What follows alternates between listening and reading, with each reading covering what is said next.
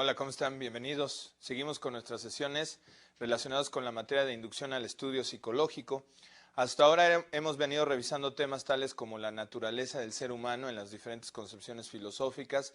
Hemos revisado también el tema de los valores y las actitudes. Y la última sesión terminamos justamente con el tema de la percepción. Revisamos algunas de las teorías principales que explican el proceso por el cual vamos creando nuestra representación interna del mundo y particularmente trabajamos con las ideas de la Gestalt sobre cómo es que percibimos los objetos, cómo es que vamos construyendo también la percepción de la profundidad y también trabajamos algunos de los factores que influyen fuertemente en el proceso de la percepción, las expectativas, las creencias, etcétera.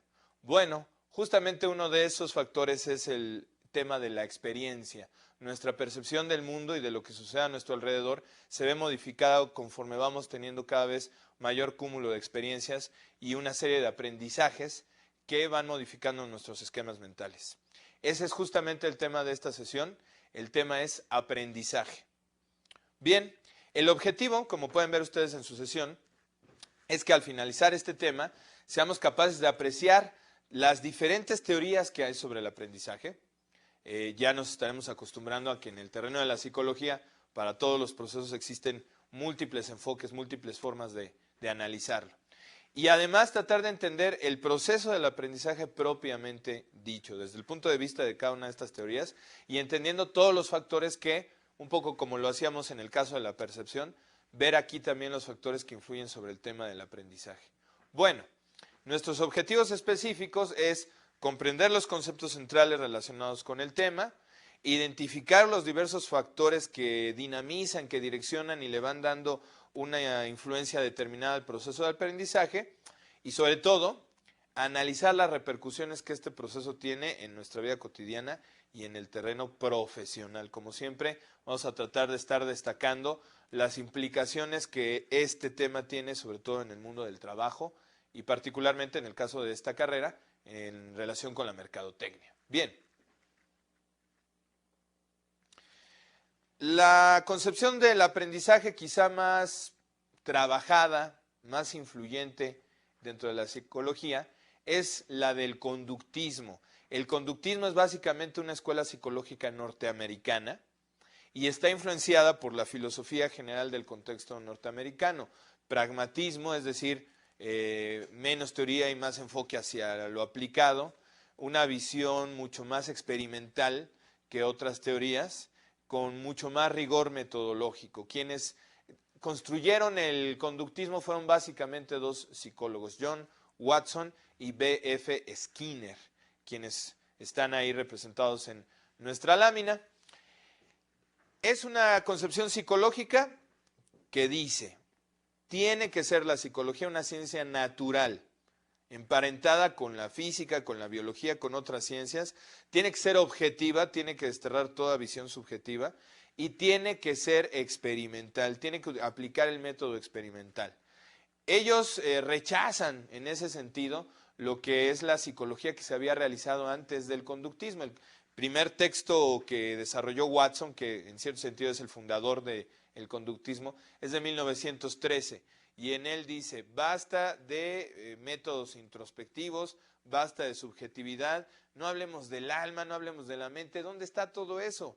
Hay que irnos al estudio de la conducta, de lo que se puede medir, de lo que se puede controlar y en cierto sentido hasta manipular, en el mejor de las acepciones del término, y que también se puede predecir.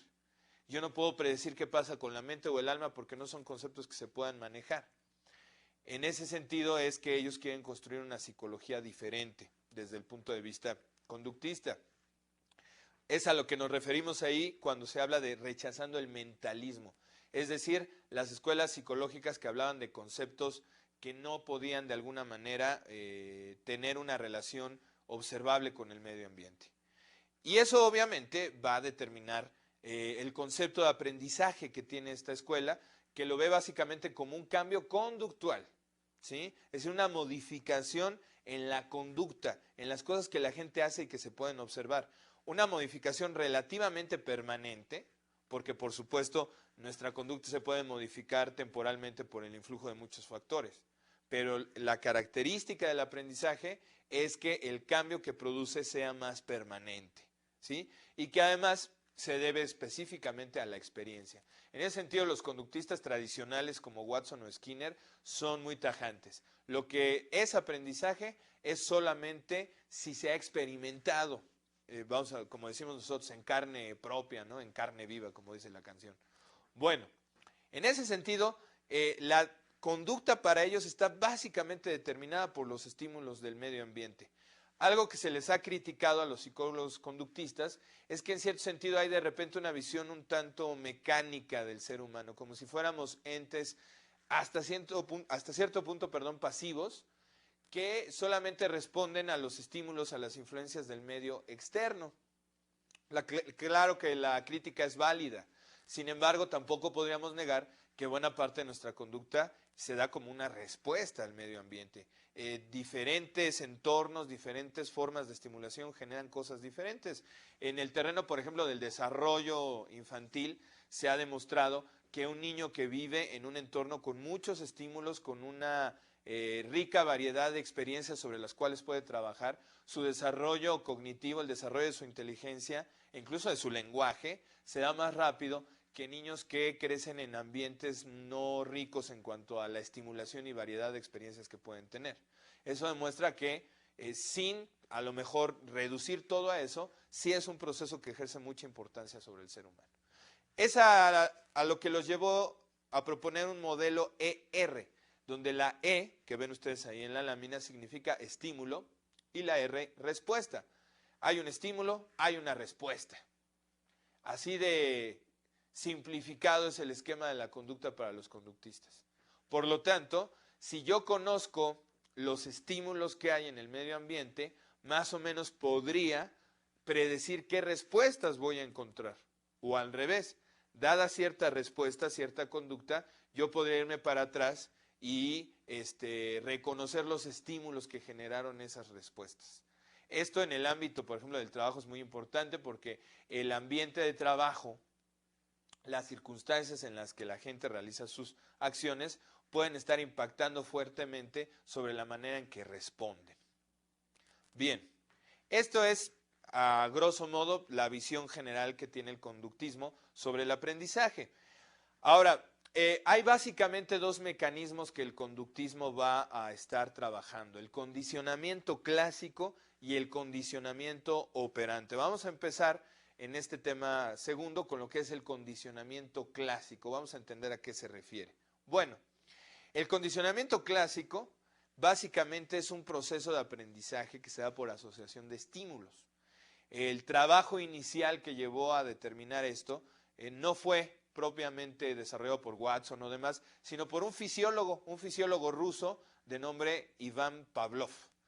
Pavlov tiene cierto reconocimiento, es más o menos famoso por el tipo de investigaciones que hacía y que está ahí más o menos representado en la lámina a través de una cierta caricatura. Como ustedes ven ahí en la imagen, tenemos pues a un perro que estaba conectado a un sistema y que lo que se hacía era medir la cantidad de su salivación.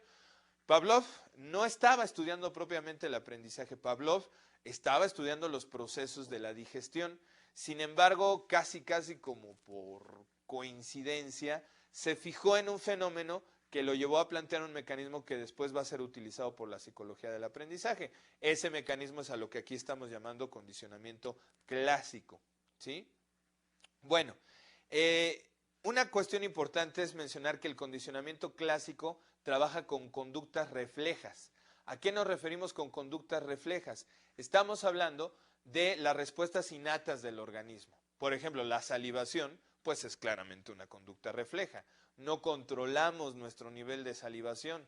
La salivación es una respuesta innata y refleja ante ciertos estímulos que de forma natural producen la salivación, como básicamente la comida. No respondemos a la luz salivando, pues porque no es parte del mecanismo biológico. Sin embargo, Pavlov demostró que ciertas asociaciones podían hacer que esas mismas conductas reflejas se dieran ante estímulos que originalmente no generaban esas respuestas. ¿Cómo lo hizo? Bueno, vamos a analizar en la siguiente lámina el proceso paso a paso.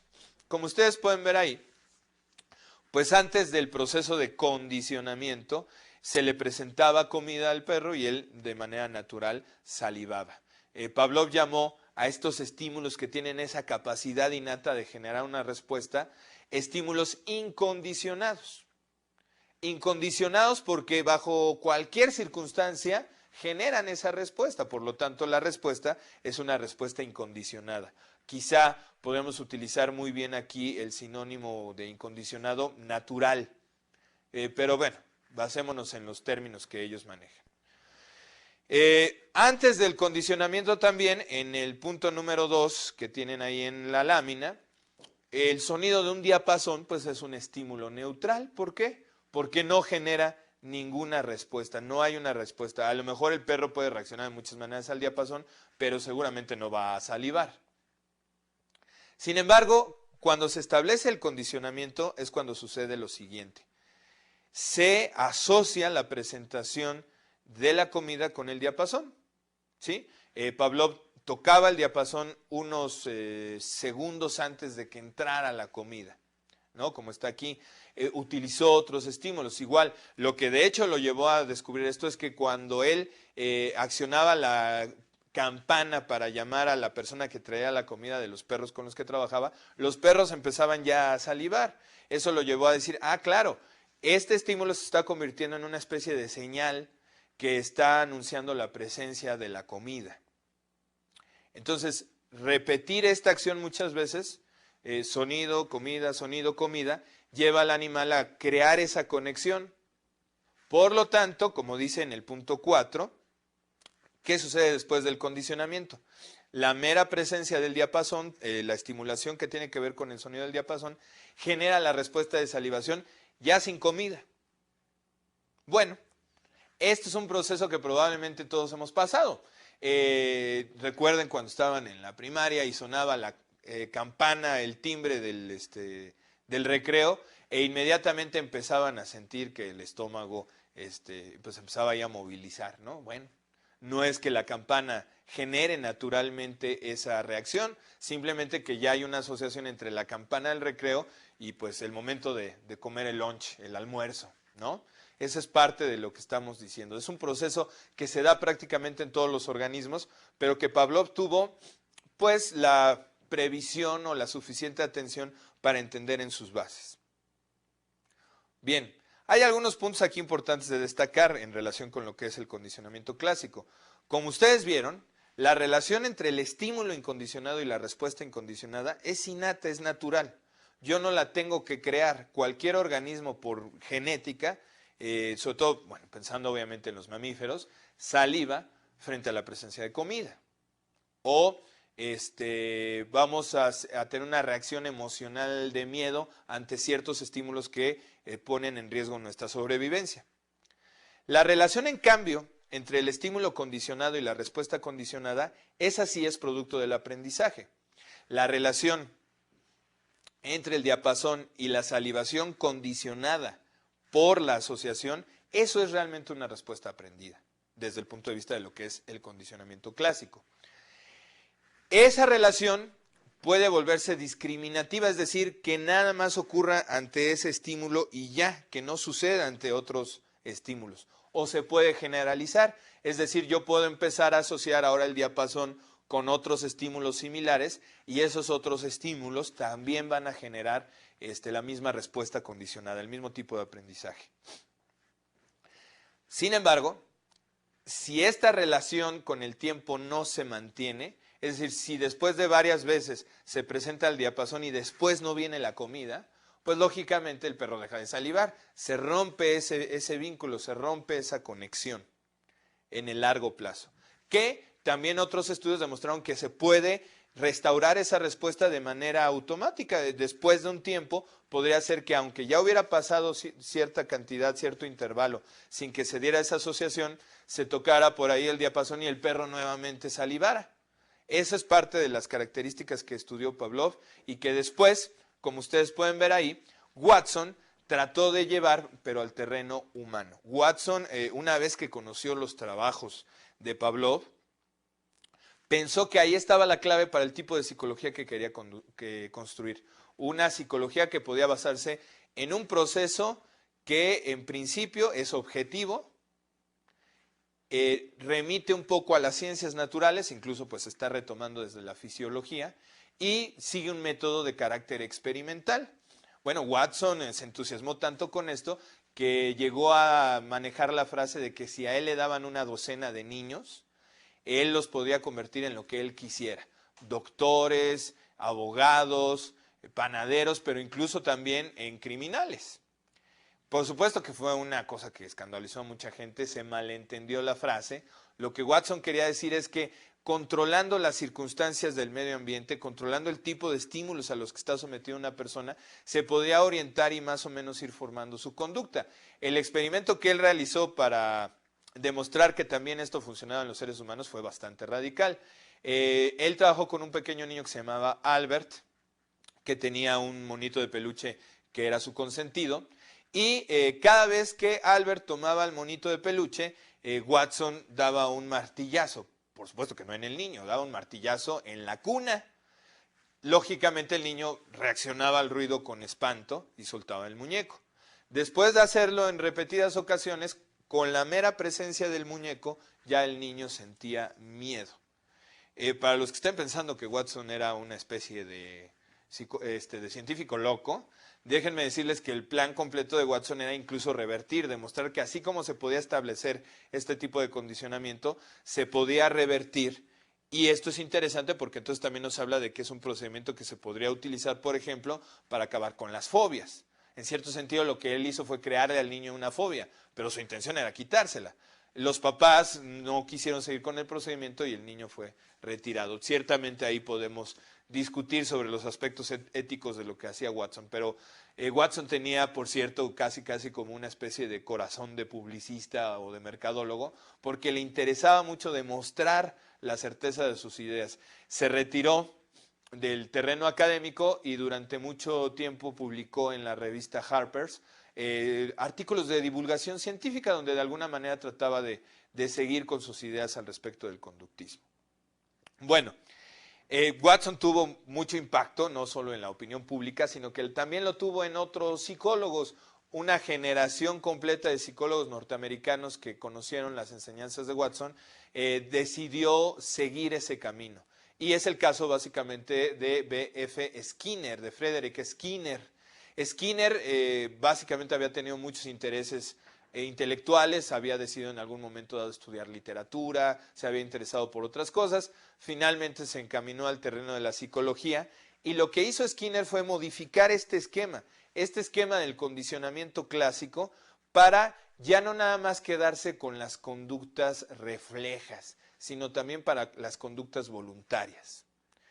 Antes de entrar ya de lleno en este nuevo esquema de condicionamiento que se llama condicionamiento operante, déjenme darles un ejemplo de lo que el condicionamiento clásico puede darse en el terreno de la mercadotecnia. Bien,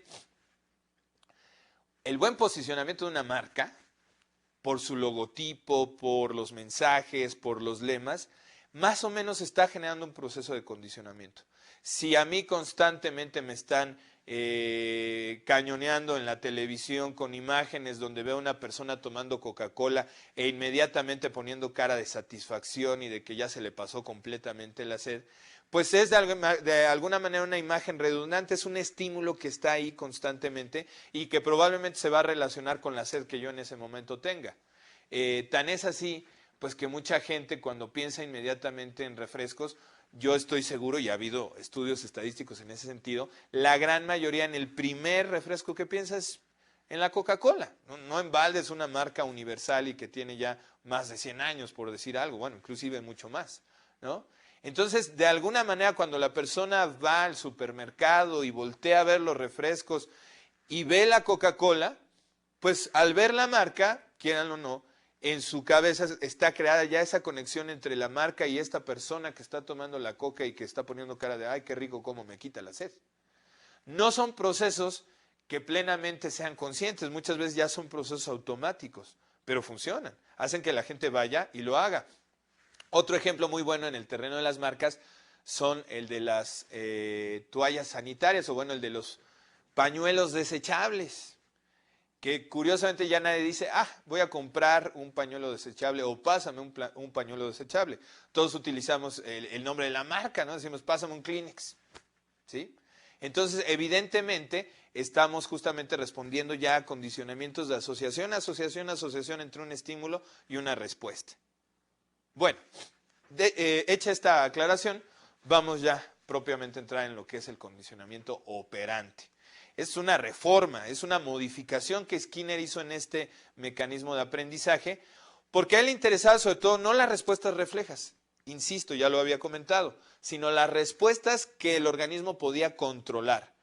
Utilizando una terminología más llana, simplemente las respuestas voluntarias, ¿sí? ¿Cómo podemos también influenciar sobre las respuestas que un organismo da de manera voluntaria o de manera controlada? Bien, para esto, Skinner destacó de manera fundamental el papel que juegan las consecuencias de la conducta sobre el aprendizaje. Estamos hablando de que muchas veces una persona realiza una conducta y si esa conducta tiene una consecuencia positiva, el efecto es que esa conducta se va a incrementar, se va a repetir. Y si la conducta tiene una consecuencia negativa, pues es probable que esa conducta no se repita o por lo menos en cuanto a frecuencia ocurra un menor número de veces. Esto que estoy diciendo no suena precisamente como la gran teoría científica o que nos estén descubriendo el hilo negro. Es algo que todo mundo intuitivamente sabe. Lo importante es cómo Skinner profundizó en ese mecanismo para poder establecer una serie de principios de cómo manejarlo en favor del aprendizaje, ¿sí? Cómo hacer que un estudiante incremente las veces que da respuestas correctas ante los cuestionamientos, estudie, adquiera ciertos hábitos. Bueno, la fuerza de las consecuencias de la conducta es importante para generar un aprendizaje sobre esas consecuencias. Si hago esto, obtengo esto. Si hago esto, evito el otro. Es el tipo de aprendizaje del que estamos hablando aquí. Bien. A esas consecuencias positivas, Skinner y todo lo que es el análisis experimental de la conducta, que es la corriente que él crea, le van a llamar reforzadores. Y a las conductas, o a las consecuencias negativas, simple y llanamente se les llama castigos o conductas aversivas, consecuencias aversivas, ¿sí? Que van a influenciar sobre la cantidad e intensidad de la conducta. Bueno, los experimentos típicos de Skinner también son famosos, también se realizaron con animales, tienen que ver con un aparato que se llamó en su honor la caja de Skinner y que están ustedes viendo en este instante en la presentación. Bien, vamos a analizarlo. Dice ahí, el esquema del condicionamiento es el que sigue. Tenemos un estímulo discriminativo, viene una respuesta, la respuesta genera una cierta consecuencia y la consecuencia refuerza o castiga la respuesta, la conducta del sujeto. Vamos a verlo con el ejemplo para que nos quede claro. Bien, en la caja de Skinner, como ustedes ven, era un artefacto donde se podía poner un animal pequeño como un ratón o inclusive un pichón. La base de la caja era una parrilla electrificada y delante, en la parte anterior de la caja, en este punto, había una palanca que la rata podía presionar. A veces, la acción de dar el palanqueo, vamos a llamarle así, se tardaba mucho. La rata entraba a la caja y lógicamente se movía de muchas formas, exploraba todo el entorno y de repente, casi por casualidad y casi accidentalmente, a lo mejor con alguna de sus patas, accidentalmente bajaba la palanca.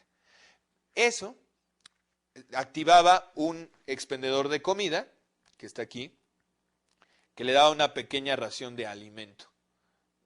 Entonces, lógicamente, al principio, repetir esa conducta le implicaba varios ensayos a la rata, pero después de 3, 4, 5 ensayos, había un momento que al introducirla a la caja, inmediatamente lo que hacía era ir directamente a palanquear.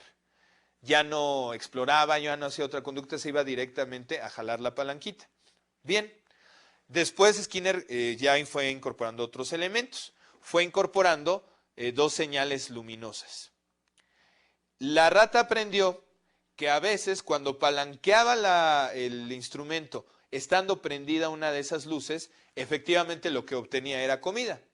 pero que en otras ocasiones, cuando palanqueaba, pero estaba presente otra señal luminosa, lo que sucedía es que se le daba una pequeña descarga eléctrica. Si nuevamente, ya sé lo que están pensando, los psicólogos son unos sádicos. Bueno, no. Es una investigación que se realizó justamente con animales para cubrir, digamos, el aspecto ético en cuanto al trabajo con seres humanos, ¿no? Esto, por cierto, dio pie a que en la literatura algunas obras importantes del siglo XX de alguna manera retomaran la idea de qué pasaría si el mundo estuviera controlado por este tipo de esquemas, ¿no? Una referencia es un libro de Aldous Huxley que se llama Un mundo maravilloso, ¿sí? Que pues básicamente la idea del libro, un mundo feliz, perdón, un mundo feliz. La idea del libro es cómo sería una sociedad donde todo la gente estuviera controlada y condicionada bajo este tipo de principios. Pero por supuesto que eso es ficción. En la realidad estos procesos se han utilizado, pero para lograr formación de hábitos y muchas otras cuestiones, por supuesto que quitando todo lo que sea referencia a estimulación eléctrica. Pero bueno, aquí lo importante es que si ustedes se dan cuenta, la señal luminosa se convirtió en un estímulo discriminativo. La rata tuvo que aprender a discriminar qué luz era la que al momento de palanquear le iba a señalar la presencia de comida y que ante la presencia de la otra luz, si palanqueaba, pues lo que iba a obtener era un castigo. Entonces, rápidamente la rata aprendió a discriminar en qué momento sí palanquear, en qué momento no. El estímulo discriminativo es la luz. La luz se vuelve esa señal que le ayuda a predecir al organismo qué consecuencia va a obtener si da determinada respuesta. Bien, teóricamente eso es lo que pasa con los semáforos. Vemos una luz y sabemos que la consecuencia de actuar o no actuar conforme a esa luz puede ser que salvemos o no nuestra vida, ¿no? Aunque lamentablemente mucha gente no haga caso del semáforo, pero básicamente es la idea. Bien, si ustedes se dan cuenta, esto evidentemente amplía el campo de aplicación de la teoría conductista, porque prácticamente cualquier conducta podría incrementarse o eliminarse castigándola o recompensándola adecuadamente. Skinner fue muy cuidadoso en decir que finalmente no a todas las personas el mismo tipo de reforzadores le va a servir. Por ejemplo, a veces a algunas personas en las empresas vemos que aunque hay estímulos económicos, siguen sin mejorar algunos hábitos. A veces la gente dice, bueno, vamos a establecer un premio de puntualidad para que lleguen temprano y aún así no llegan temprano. Bueno, más allá de las condiciones de las ciudades contemporáneas que muchas veces dificultan esto, puede ser que para él el estímulo económico no sea lo suficientemente estimulante, que requiera otro tipo de cuestiones. Cuando hemos trabajado en las empresas, nos damos cuenta de que a veces los estímulos generalizados no funcionan con algún tipo de trabajadores. Entonces tenemos que ver realmente qué es reforzante para cada trabajador, para ciertos grupos de trabajadores. A lo mejor, sobre todo los que ya tienen experiencia en el terreno administrativo, dicen, caray, ¿cómo voy a ir con cada uno de mis empleados, sobre todo si el área es grandísima, para ver qué sí lo refuerza o qué no lo refuerza? Bueno, por supuesto que no, pero sí se puede ir discriminando a partir de que uno establece, por ejemplo, un estímulo generalizado y con quienes veamos que no responden a ese tipo de estímulos o a ese tipo de consecuencias positivas o negativas, pues ver de qué otra manera podemos reforzar cierto tipo de conductas que estamos buscando. A veces, y esto lo digo de mi experiencia docente en particular, uno piensa que con el hecho de estar poniendo puntos extras porque los alumnos participen, eso va a estar estimulando la participación. Y a veces no es así, ¿eh? Hay alumnos que eso no los estimula tanto como el hecho de que uno los esté recompensado verbalmente y les diga, oye, muy bien, lo que dijiste está bien, se ve que estudiaste, perfecto. O puede ser que los dos estímulos se complementen, que sería lo ideal, ¿no? Entonces, habría que ver en cada persona, ya hablando obviamente de los seres humanos, qué tipo de consecuencias son las que le resultan reforzantes. Lo que a mí me parece algo que me estimula y me refuerza para repetir una conducta, a otra persona, al contrario, le puede parecer aversivo. Entonces, eso es muy interesante, tener que analizar qué es lo que realmente puede ser reforzador para, por ejemplo, un grupo de trabajadores. Y entonces eso nos obliga a conocerlos más, a entender de su experiencia y demás. Claro, dentro de los esquemas que una empresa pueda manejar, ¿no? Muy bien. En ese sentido, Skinner definió una serie de tipos de reforzamiento que es interesante analizar. Vamos a ver este cuadro que tenemos en la lámina. Los tipos de reforzamiento son el reforzamiento positivo, el reforzamiento negativo, el castigo y la extinción. Si ustedes se dan cuenta, tenemos este cuadro donde se cruzan algunas dimensiones. En el eje vertical tenemos la dimensión que tiene que ver con qué es lo que deseamos hacer. Incrementar o eliminar una conducta. Deseamos hacer que un niño estudie más o deseamos que deje de subirse en los sillones. Deseamos que un trabajador realice un mayor número de ventas dentro de su proceso o deseamos eliminar los retardos. Entonces son dos dimensiones. En el terreno, digamos, de la dimensión horizontal, tenemos qué es lo que vamos a hacer. Vamos a darle algo, vamos a administrarle una consecuencia o la vamos a retirar, la vamos a eliminar. Vamos a ver específicamente cada caso. Por ejemplo, en el caso del reforzamiento positivo, lo que buscamos que es incrementar una conducta. ¿Sí lo ven? ¿Cómo vamos a incrementar esa conducta? Administrando una consecuencia. ¿Una consecuencia de qué tipo? Pues si seguimos la raya punteada, vemos que se refiere a una consecuencia agradable, a una consecuencia positiva. Quiero incrementar el número de veces en que un trabajador proponga alguna nueva idea dentro de nuestro equipo. Bueno, pues a lo mejor voy a establecer un cierto tipo de estímulo que les sea agradables cada vez que den una idea nueva, ¿no? A veces esa consecuencia agradable ni siquiera tiene que ser algo material. Puede ser meramente el reconocimiento. Los seres humanos no trabajamos solo por recompensas materiales, sino que también es muy importante la motivación intrínseca, el que se nos reconozca nuestro esfuerzo y nuestra valía. Entonces muchas veces el mero hecho de decir, oye, esa idea estuvo excelente, muy bien, me gusta tu iniciativa y vamos a considerar eso más adelante. Eso puede ya generar una expectativa que sea reforzante. Entonces espero que sí se hayan dado cuenta. Insisto y lo repito. Incrementamos una conducta dando una consecuencia, en este caso, agradable. Eso es un reforzador positivo. Un castigo, pues es todo lo contrario. Buscamos eliminar una conducta, también administrando una consecuencia, pero una consecuencia ¿de qué tipo? Si seguimos la línea punteada, vemos que es una consecuencia desagradable, ¿no? Bueno, típicamente los empresarios pequeños, medianos, grandes, tienen medios de coerción para los empleados. ¿Sabes qué? Es tu tercer retardo, te vas a tu casa y pierdes el día. No es una consecuencia desagradable. Eso se hace buscando eliminar una conducta, buscando eliminar los retardos. Y evidentemente la consecuencia que se da es una consecuencia desagradable. Bueno, sin embargo, también hay otras formas de incrementar una conducta o de eliminarla que no son, digamos, las típicas. A lo mejor hasta aquí cuando hablo de reforzamiento positivo o de castigo, pues todo el mundo estamos entendiendo prácticamente lo mismo, ¿no? Pero ¿qué es un reforzador negativo?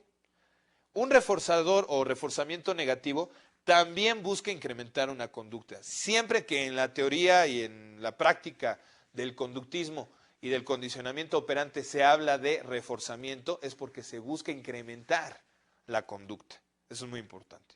¿Pero por qué negativo? Pues porque justamente tratamos de incrementar esa conducta, pero eliminando una consecuencia desagradable. Vamos a quitarle algo desagradable al sujeto, a la persona, para que aumente cierta conducta. Un ejemplo muy interesante es lo que en algunos sistemas penitenciarios se hace en relación con la conmutación de la pena. Quiero yo estimular a que dentro de la prisión tengas conductas positivas. ¿Cómo lo hago? Quitándote parte de lo que es la consecuencia desagradable de estar en la prisión. Entonces, reducir una condena, ¿sí?, es un reforzamiento negativo. ¿Por qué? Estoy buscando que la gente se motive a realizar una serie de conductas positivas, como quitándole algo negativo, quitándole algo desagradable, ¿sí? En el caso, por ejemplo, de el estudio, pues se supone que, entre otras cosas, un niño a veces estudia no tanto, lamentablemente, por el deseo de aprender. Y bueno, no estoy diciendo nada más los niños, por supuesto que también incluso nosotros ya en procesos de aprendizaje adulto, a veces simplemente se estudia para evitar reprobar. Entonces, si el estudiar hace que pase exitosamente el año, lo voy a seguir haciendo. No tanto por las consecuencias agradables, sino porque me evita la consecuencia desagradable de reprobar y que me regañen o que pierda un estímulo, que me corran del trabajo o que yo mismo me sienta mal. Eso es un reforzador negativo. Tratar de incrementar la conducta eliminando las consecuencias desagradables. Si ustedes se dan cuenta, hay dos formas de reforzadores negativos, la evitación o el escape. La evitación es, como ya sé que cierta conducta me va a generar una consecuencia desagradable, simplemente no la hago. Y el escape es que cuando ya estoy sufriendo las consecuencias desagradables, busco una conducta que me saque de esa situación. Bueno, y finalmente tenemos la extinción. La extinción, como su nombre incluso lo indica claramente, busca eliminar una conducta. ¿Cómo? Pues en este caso vamos a eliminar la conducta eliminando una consecuencia agradable. ¿Sí? Un ejemplo de los niños. ¿Por qué? Bueno, y por cierto que los que tengan hijos, razónenlo y aplíquenlo. ¿Por qué los niños hacen berrinche? Bueno, muchas veces hacen berrinche porque es una manera de llamar la atención. Al hacer el berrinche, al llorar, al gritar, logran que los padres estén ahí y que finalmente muchas veces los padres, con tal de que el niño deje de llorar, le dan lo que quieren. Entonces, la extinción se aplicaría cuando para eliminar esa conducta de berrinche, le eliminamos la consecuencia agradable que tiene por ello, que es nuestra atención. Y entonces la mayoría de los psicólogos les van a recomendar que cuando su niño sea muy berrinchudo, muy llorón, entonces lo que hagan es que simplemente le den un espacio y que no le hagan caso. ¿Sí? Que se dé cuenta que lo que él obtenía ya no lo va a obtener. Esa es la extinción. Cuando pensamos también, por ejemplo, esto en términos de lo que puede ser el trabajo, pues muchas veces los que estamos en una empresa tenemos una serie de hábitos que no promueven sanas actitudes dentro del contexto, ¿no? Un ejemplo puede ser la cuestión típica de que muchos de nuestro tiempo en la empresa es tiempo muerto entre que vamos por el cigarrito y que espera me voy al baño y que estamos platicando y así, ¿no? Yo que he trabajado en empresas privadas y públicas, curiosamente he encontrado que eso se da en cualquiera de las dos, ¿no? Entonces muchas veces, ¿qué hacemos? Bueno, pues tratamos de eliminar esas conductas retirando la consecuencia agradable de eso, ¿sí? Decir, bueno, ¿sabes qué?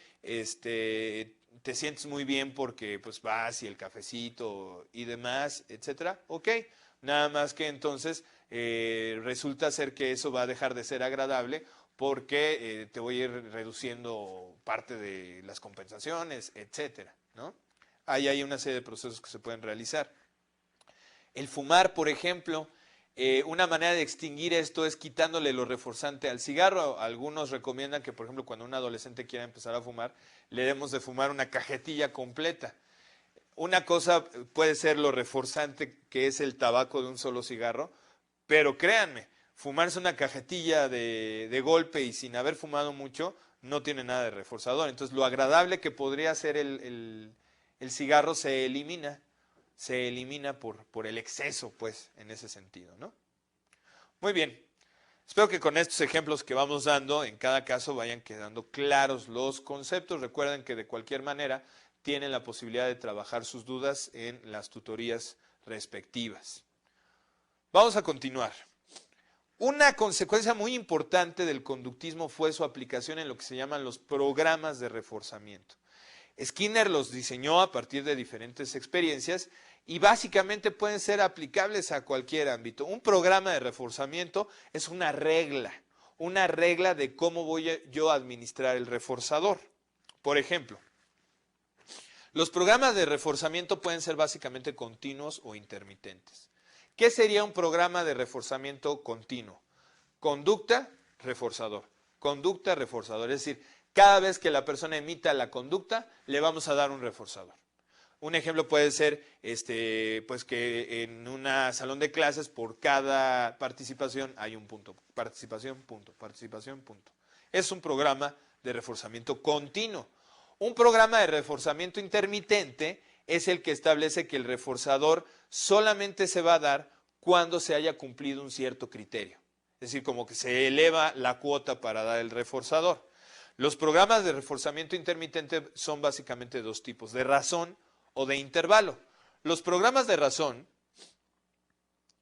son programas que están basados en el número de veces que se da una conducta, y los de intervalo están basados más bien en el manejo de ciertos tiempos. Cualquiera de los dos puede ser ya sea fijo o variable. También tenemos programas de reforzamiento concurrente, que serían básicamente la posibilidad de combinar uno o dos o más de los programas de reforzamiento. Bueno, este esquema solamente es para dar una idea general de cómo están clasificados los programas de reforzamiento.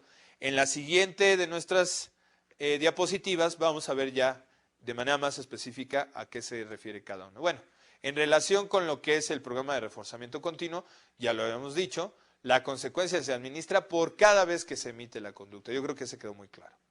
Ahora, ¿qué pasa con los de reforzamiento intermitente? Razón fija. Las consecuencias se administran después de un número determinado de veces que se emite la conducta. Por ejemplo, hablando de comisiones. Oye, vendedor, te voy a dar justamente tu comisión, pero por cada 5 ventas que realices. Es claramente un programa de razón fija. Hay un número determinado de conductas que la persona debe de generar, de hacer, para que se le dé el reforzador.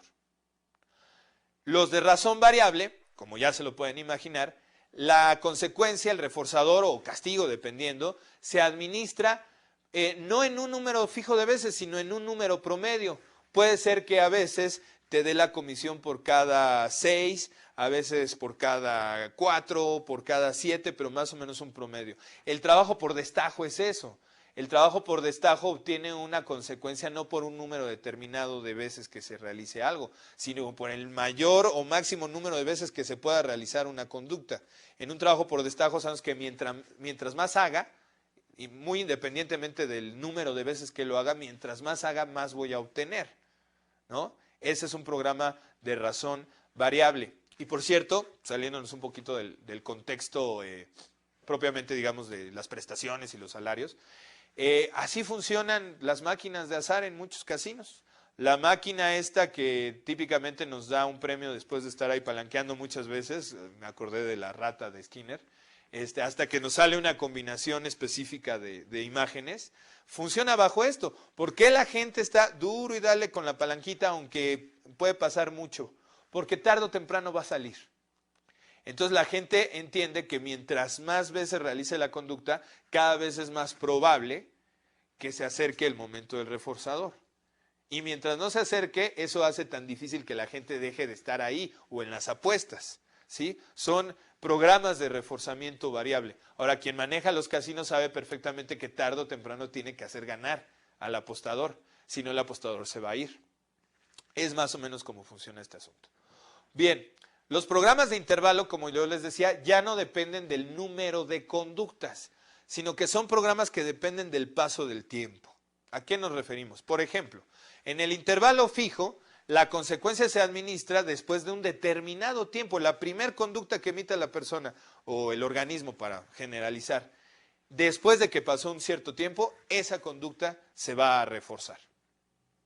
Así son los esquemas de pago mensual o quincenal.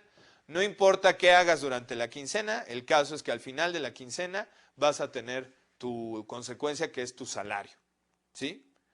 Y los de intervalo variable, pues son aquellos donde la consecuencia se administra no bajo un esquema de tiempo determinado, sino que puede ser en un esquema de tiempo indeterminado. Es un poco lo que pasa, por ejemplo, con los exámenes sorpresa, ¿no?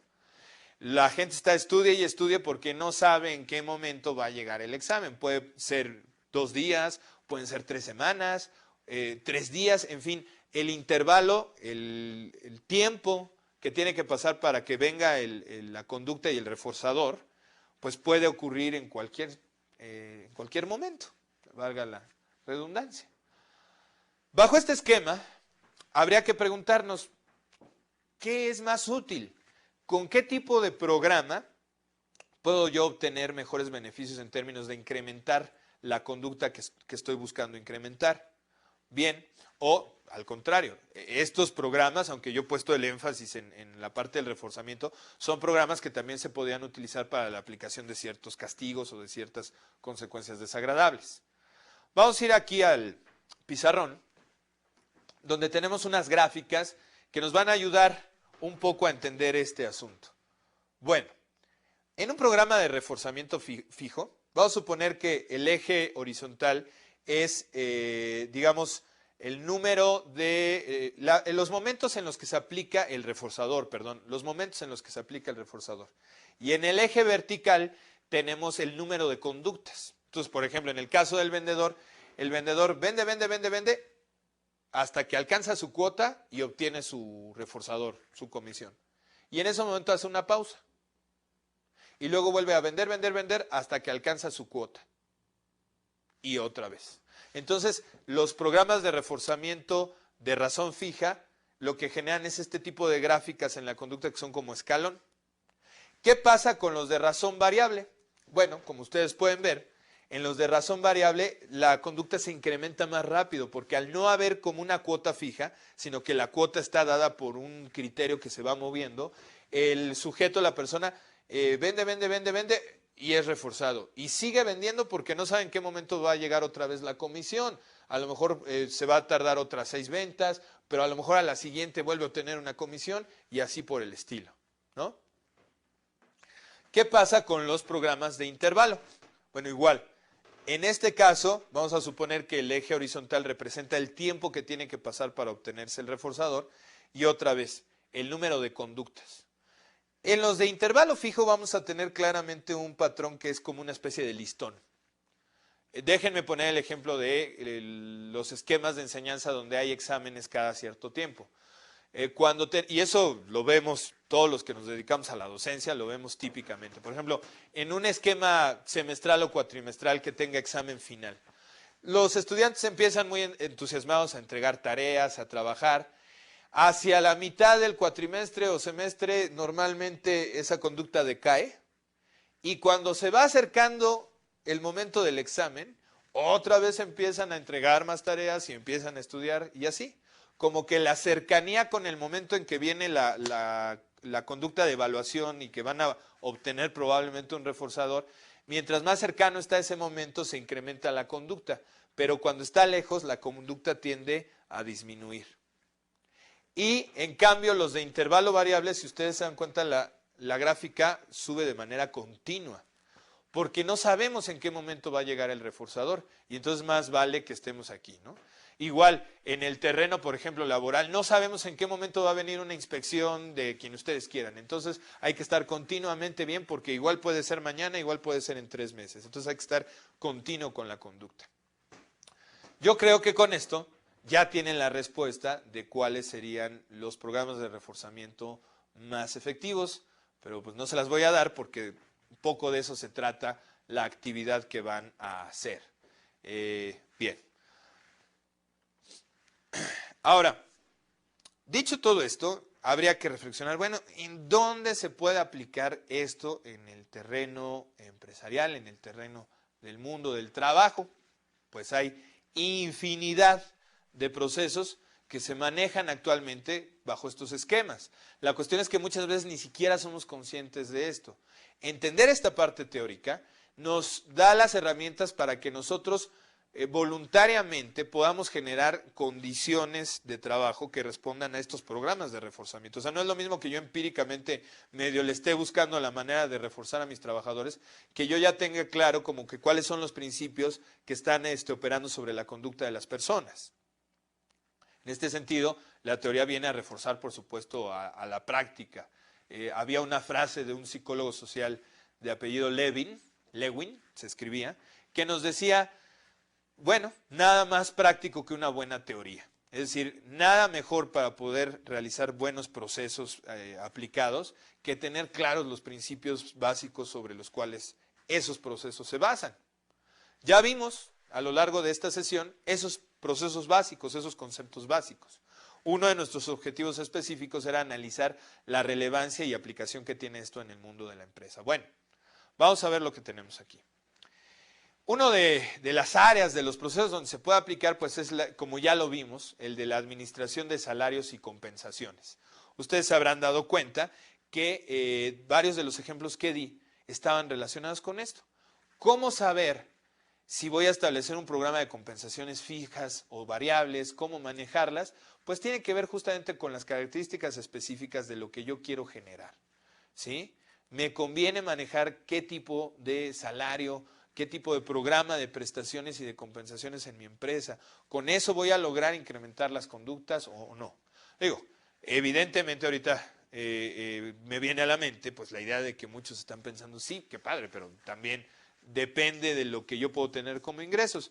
Bueno, como ya les decía muchas veces, las compensaciones ni siquiera tienen que ser grandes compensaciones para generar un cambio conductual importante, ¿no? En la medida que se basen en lo que realmente necesita una persona o le puede resultar motivante, es donde realmente se da. A mí me ha tocado ver tales absurdos en las empresas, como que a todos los empleados les den indiscriminadamente bonos de gasolina. Sí, claro, incluyendo a los empleados que no tienen carro. Muy motivante, ¿no? En fin, entonces este tipo de cosas son las que hay que analizar. En relación con los incentivos, los estímulos laborales también. Seguridad de higiene, ¿no? Ahora que hablábamos, por ejemplo, de inspecciones. Bueno, todas las empresas formales deben de desarrollar comisiones de seguridad e higiene para controlar una serie de aspectos dentro de la empresa, ¿no? Cómo motivar a los trabajadores a generar conductas más seguras, a mantener la higiene en su trabajo. Bueno, aquí se pueden aplicar varios de los programas de reforzamiento, incluso se puede aplicar principios de condicionamiento clásico, en fin. Programas de capacitación y desarrollo, lógicamente, los puntos, los bonos que vaya obteniendo el personal por el manejo de diferentes cursos pueden ser un reforzador interesante. En muchas empresas ya uno de los conceptos modernos dentro de la capacitación es, y que bueno, moderno, pero ya tiene un poco su tiempo, es este asunto de las parrillas, que es conforme al tipo de competencias, de habilidades y demás, te voy a programar una serie de cursos y lo importante es que esos cursos te van a dar como puntos que después pueden ser importantes en términos de una promoción. Entonces también la capacitación y el desarrollo son elementos que pueden estar integrados utilizando técnicas de carácter conductual. A nivel mercadotecnia y publicidad, bueno, ya lo comentábamos en el caso del condicionamiento clásico. En el caso del condicionamiento operante, un ejemplo muy interesante es lo que tenemos aquí en la imagen. Las tarjetas de puntos. Les habrá tocado ir a algún centro comercial donde les dan los famosos monederos electrónicos o los mismos esquemas que utilizan los bancos para que utilices más la tarjeta y te ganes puntos. Bueno, todas estas tarjetas de bonos, de puntos, etcétera, lo que están haciendo es aplicar un programa de razón variable. ¿Por qué de razón? Pues porque está condicionado al número de conductas, al número de veces que compres. Es de razón, no está basado en tiempo, sino en conductas que se emitan. Y es variable porque no tiene cuotas fijas. Mientras más compres, más puntos vas a ir generando. Entonces, evidentemente, ahí está un claro ejemplo de la aplicación de un programa de razón fija a lo que es el terreno de la mercadotecnia, porque esto es parte de las estrategias que muchas empresas utilizan para estar evidentemente satisfaciendo las necesidades de sus consumidores y presentarse como opciones más atractivas para la clientela. Incluso hoy por hoy, en diversos contextos, podemos ver esta situación. Y seguramente en el futuro lo vamos a seguir viendo, competencias entre empresas, por ejemplo, entre centros comerciales, para ver quién da la tarjeta más atractiva por los beneficios que les pueda dar a los clientes, etc. Bueno, y finalmente el tema del clima organizacional. El clima organizacional tiene que ver con todos esos factores de la organización que impactan sobre la satisfacción del trabajador en cuanto a lo que está haciendo. Desde el clima en términos de la convivencia que se da en empresa, la parte física, el liderazgo, en fin, el clima organizacional es un tema muy complejo, pero abarca todos esos elementos de la organización que impactan sobre la satisfacción del trabajador en cuanto a lo que está haciendo y que por ende finalmente tiene un impacto también en la productividad. Bueno, el clima organizacional tiene también aquí la posibilidad de darnos elementos para trabajar estos programas de reforzamiento, ¿no? Desde el hecho de hacer convivencias, de manejar justamente cómo los diferentes aspectos del entorno ambiental pueden estar influenciando al trabajador, cómo se maneja el liderazgo en términos de lo que es reforzamiento, castigos, etcétera. Son una serie de variables donde también se puede involucrar estos conceptos. Por supuesto, y con esto cerramos esta sesión, no quiere decir que es la única manera de explicar estos fenómenos. El aprendizaje tiene otras maneras de explicarse, tiene otras maneras de abordarse, y es lo que vamos a ver en la siguiente sesión. En la siguiente sesión vamos a continuar con el tema del aprendizaje, pero ahora vamos a ver otras maneras de abordarlo, otras maneras de entenderlo. Muy bien, espero que esta sesión les haya quedado muy clara. Insisto, ya saben que tienen la opción de los tutores. También tienen las actividades. La actividad en específico de esta sesión les va a ayudar a reforzar sobre todo este tema de los tipos de reforzadores y de los programas de reforzamiento. Espero que lo hayan encontrado interesante, que les sea útil y nos vemos en la próxima sesión. Muchas gracias.